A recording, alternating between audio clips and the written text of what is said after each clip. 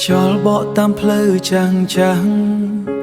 ដែលម៉ាក់ធ្លាប់ដើរជាមួយខ្ញុំស្នាមជើងនៅតែមើលឃើញ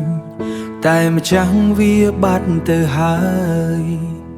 ផ្ទះតូចដែលធ្លាប់កក់ក្ដៅឥឡូវត្រជាក់ហាក់ដូចគ្មានពន្លឺខ្ញុំដើរឆ្លងកាត់រាល់ថ្ងៃ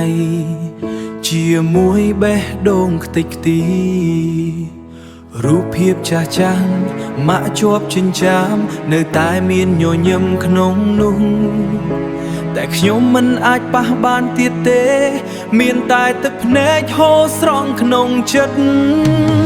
ម៉ាក់អើយតើម៉ាក់ទៅឆ្ងាយប៉ុណ្ណាហើយអ្វីទុកខ្ញុំឲ្យនៅតែម្នាក់ឯងសំឡេងម៉ាក់ហៅកូនអើយតើបាត់បង់ទៅណាទុកតែភាពស្ងប់ស្ងាត់ក្នុងចិត្តខ្ញុំថ្ងៃចូលឆ្នាំគេអមអសាទរសំឡេងរាំលេងពេញភូមិខ្ញុំវិញឈរស្ងាត់មើលជាមួយកែវភ្នែកពេញដោយទឹកភ្នែកភ្លើងពណ៌ភ្លឺចាំងលើមេមើលទៅស្រស់ស្អាតខ្លាំងណាស់តែចិត្តខ្ញុំងងឹតដូចយប់គ្មានអ្នកណាបំភ្លឺកូនគេជួបជុំគ្រួសារខ្ញុំបានត្រឹមឈរមើលក្នុងចិត្តឈឺចាប់ពេលបាត់បង់ម៉ាក់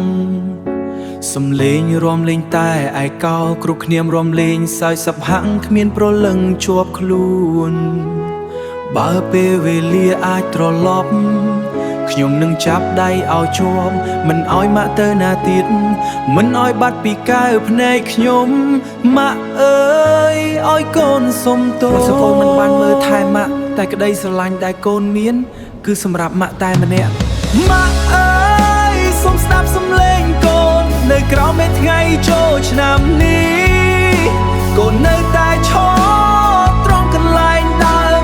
រងចាំម៉ាក់វិលត្រឡប់បើទោះជាខ្ញុំដឹងច្បាស់ថាម៉ាក់មិនអាចមកវិញក៏បេះដូងខ្ញុំនៅតែហៅម៉ាក់អើយខ្ញុំនឹកម៉ាក់ណាស់កូនអើយពេលម៉ាក់មិននៅត្រូវចេះមើលថែខ្លួនណាកុំភ្លេចខ្ញុំបាយឲ្យបានច្រើន